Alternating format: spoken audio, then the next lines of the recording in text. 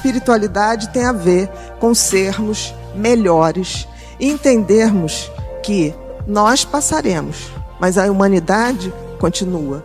E a gente tem que ter o compromisso de passar o bastão para as pessoas que virão. Se eu me ponho no mecanismo absolutamente egoísta, né? Uso todo o meu circuito de sobrevivência para competir, para querer o mal do outro, para não ter a gentileza, eu seguro o conhecimento, eu estou adoecendo, sem perceber. E isso não é o meu só, o meu ponto de vista. As pessoas estão adoecendo exatamente por isso. Vamos ter muitos mais quadros de ansiedade? Vamos, porque as pessoas ainda não entenderam que estamos de passagem. E a evolução espiritual, no fundo, seria a nossa conexão com tudo que há de melhor no universo.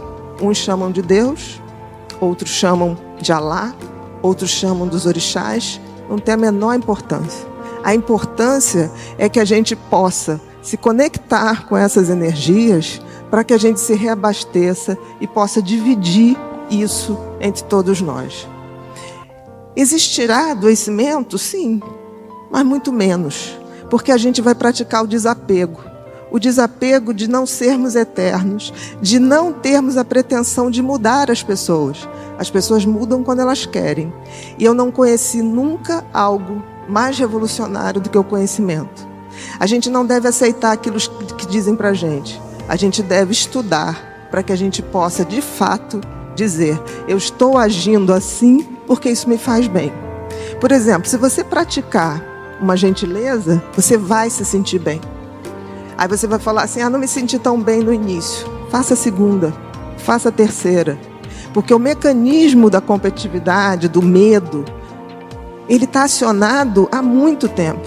Os mecanismos da gentileza, da empatia, da compaixão, ele precisa ser ativado. Até porque a gente entende que não dava para ser tão empático ou gentil num planeta que a gente não tinha nada. A gente não tinha como comer, a gente não tinha como se abrigar, a gente não tinha como fazer essas coisas.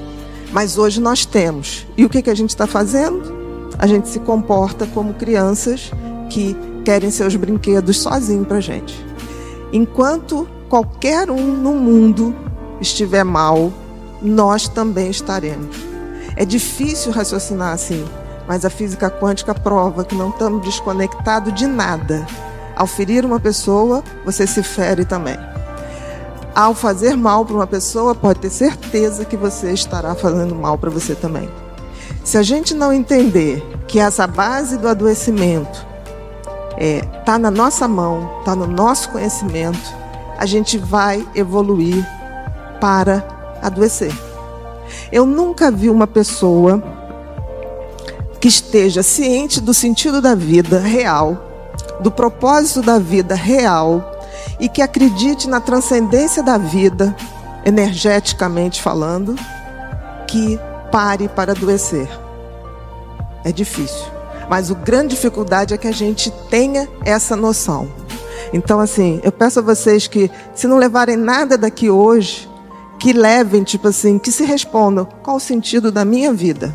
Se você responder só coisas práticas, tem alguma coisa errada. O seu filho, a sua família, isso tudo é o meio, mas não é o fim do sentido da vida. O sentido da vida é muito maior. E aí, se a gente pensar bem, tem um toque divino na evolução espiritual? Acho que sim. Eu chamo Deus do designer do universo, por quem eu tenho profunda admiração. Principalmente porque ele criou e fez a coisa mais extraordinária do mundo, que é o nosso cérebro. E aí eu deixo com vocês uma imagem que eu acho que vale mais do que 1000 palavras, que é a imagem de Miguel Ângelo, do quadro lindo que está na Capela Sistina, que é a criação do primeiro homem, né? E reparem um detalhe, não sei se vocês estão vendo aí, estão vendo Deus lá no cantinho? Vocês repararam que Deus está dentro de um cérebro? É um cérebro isso aí, gente. De alguma maneira, Deus fez a sua melhor criação, o cérebro humano. E isso tem algum motivo, talvez porque ele, através dele, se comunique com a gente, mas a gente tem que abrir os portais desse cérebro de forma a sermos mais humanos na acepção mais concreta e transcendente da palavra. Porque o que é sabedoria? É eu ter uma noção de como o mundo funciona, quem sou eu, qual o meu papel nesse universo e fazer isso no tempo certo.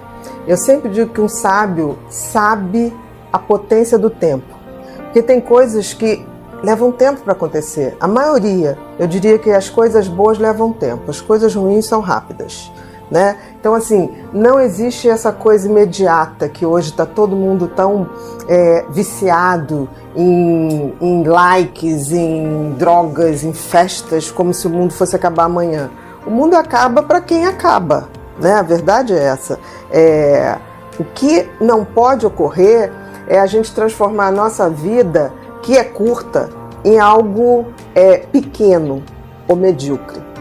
Isso não tem a ver. Então, sabedoria, eu diria que é você ter a capacidade de entender o seu papel, o papel do ser humano no universo. E qual o papel do ser humano no universo? É agregar à sua vivência valores, virtudes. Que é virtude? É você praticar os valores. Porque tem muita gente que fala de valores, mas não pratica nada. E sabedoria?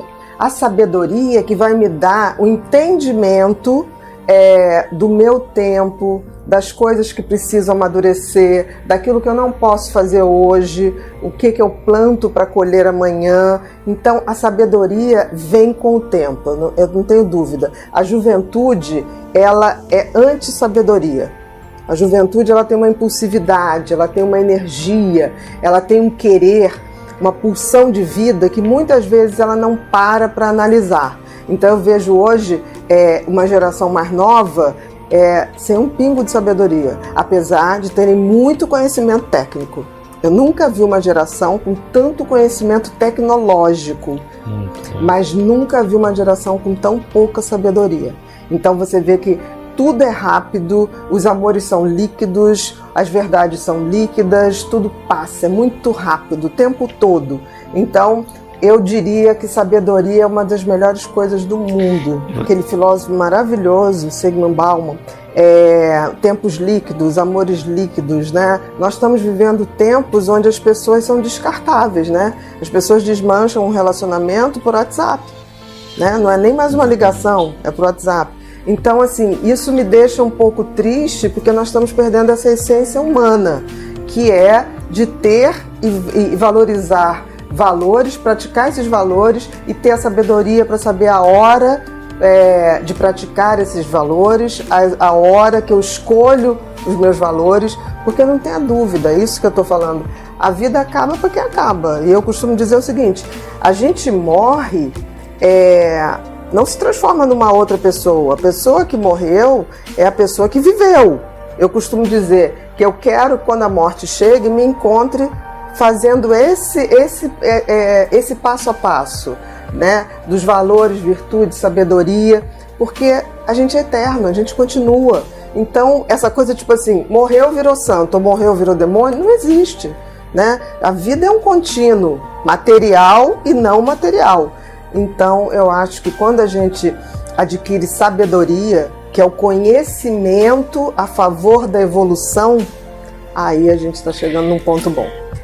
Mar calmo não faz bons pescadores, né? Não existe evolução em zona de conforto.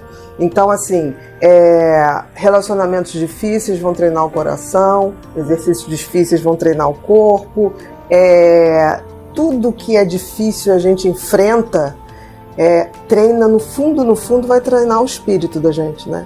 Não é só a mente, não é só o corpo, é o espírito. E eu acho que a sabedoria vem do espírito, definitivamente.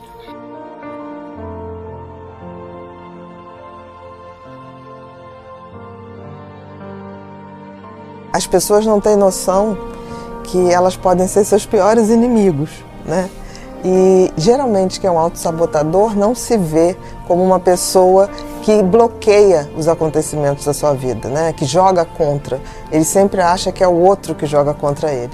E a autossabotagem é isso, quando a pessoa interfere negativamente na sua própria vida. São aquelas pessoas que quando elas sonham com uma coisa, aí todo mundo se reúne, ajuda para que ele possa obter aquele objetivo.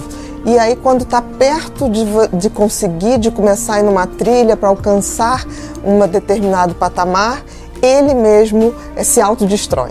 É mais ou menos como uma bomba programada para estourar na hora que essa pessoa está atingindo aquilo que ele sonhou ou aquilo que ele achou que era o sonho. Um autossabotador sempre é uma pessoa que tem uma idade emocional muito aquém da sua idade real. É como se fosse uma pessoa que parou ali o desenvolvimento emocional na infância, na adolescência e que tem profunda dificuldade de admitir a entrada na vida adulta. O sabotador, ele tem tanto medo de assumir a sua vida adulta, a sua independência, a sua liberdade, como lidar com as frustrações, como acionar a sua resiliência, porque a resiliência a gente só consegue acionar através do sofrimento, através dos desafios, que ele prefere sair fora do jogo. Então ele arruma uma desculpa que é ínfima, que não justifica, para ele sair dessa trilha do crescimento. Nos relacionamentos, então, quando ele tá indo bem, ele precisa sair. Eu já escutei muito isso, assim, não, eu preciso terminar. Não, e termina quando tá tudo bem.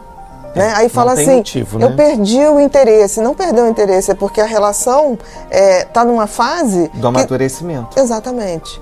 Eu tenho uma paciente que fala uma coisa tão bonitinha, que ela fala assim, você sabe o que é o amor? Você e uma pessoa vendo novela de noite, de pijaminha e óculos, e não acontecendo nada. Isso é o amor. Quer dizer, essa coisa do aconchego. Quando ela fala vendo televisão, pijaminha, duas pessoas vendo ali uma novela, um filme, é isso, né? Essa paz, essa tranquilidade. Então, o autossabotador, ele vê isso como tédio. Cadê a imaturidade? Porque, assim, diante da vida... É o medo de arriscar e o medo de assumir responsabilidade. Então, se eu tenho uma tarefa a fazer, na vida adulta, você tem que fazer.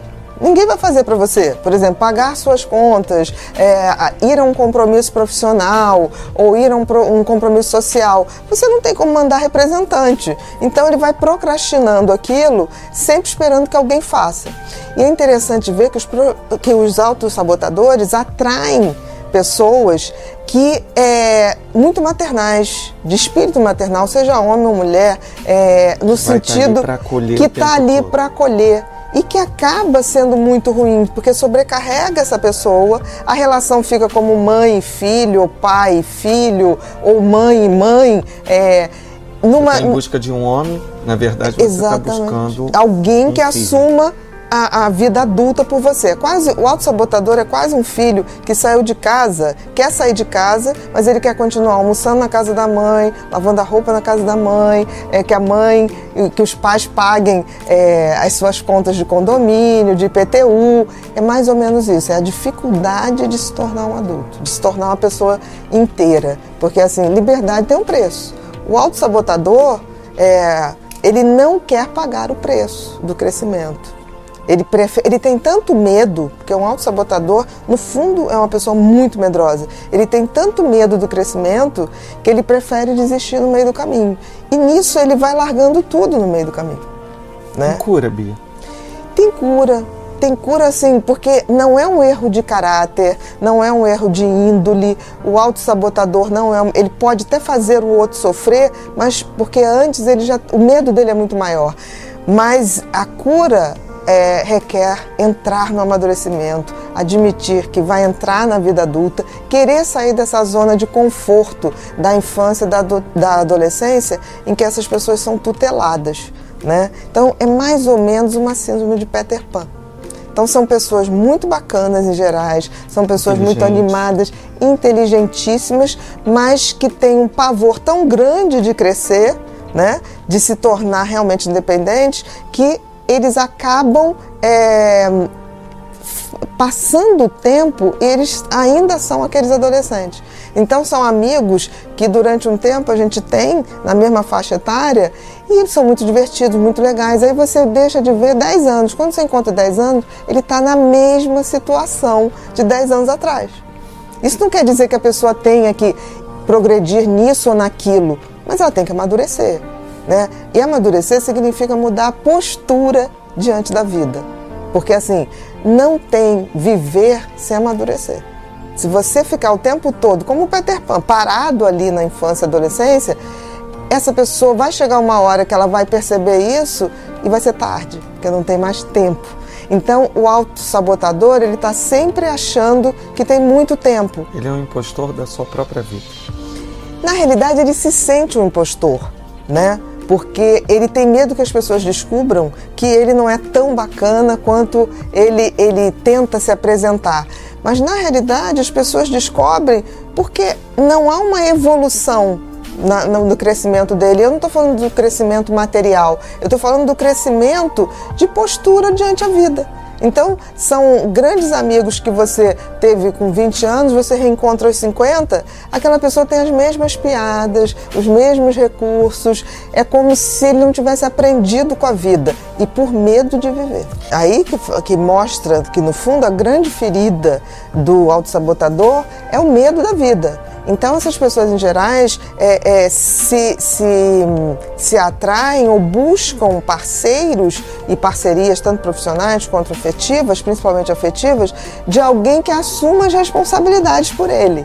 E é interessante que, ao mesmo tempo que ele busca alguém que se responsabilize por ele, ele fica o tempo todo justificando o seu não amadurecimento por achar que aquela pessoa que ele está impede. Então ele começa a achar que a pessoa... Feito criança, que fica assim, eu não vou ali porque minha mãe não deixa. Eu não faço isso porque minha mãe me boicota. Eu não faço isso. Então o autossabotador, ele tem muito esse discurso de que está tudo errado na vida dele por conta dos outros. E quando na realidade é por falta de coragem para enfrentar a vida. Ele quer agradar. Ele quer agradar. E aí ele vai tentando agradar e é impossível. Porque amadurecer é chegar e dizer não posso, não consigo. A sinceridade e aceitar que a gente tem limitações.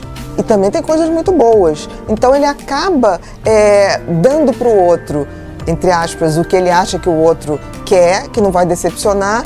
E aí, de repente, ele não dá mais conta daquilo, ele racha e some. E decepciona muito mais. Não é um erro de essência. E se a gente for ver que o autossabotador, no fundo, é uma criança muito medrosa, panicada quase, se a gente fosse ver isso, é enfrentar o medo. É enfrentar o medo com recursos de amadurecimento. Então, assim, é óbvio que tem